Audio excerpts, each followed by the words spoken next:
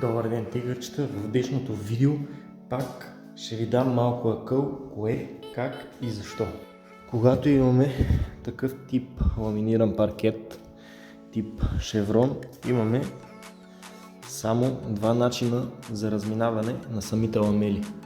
Когато имаме препятствия, в случая две греди,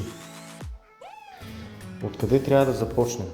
Започваме задължително от гредите, защото по този начин ще избегнем главоболията и да се чудим как ще разминем самите ламели, за да може да напаснем шарката шеврон.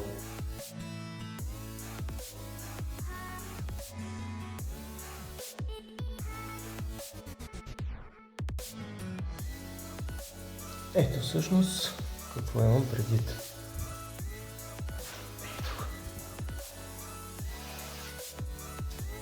Ето го, какво всъщност се получава. Тук може да видите, подвели сме си фугичката на шеврончето да върви равномерно.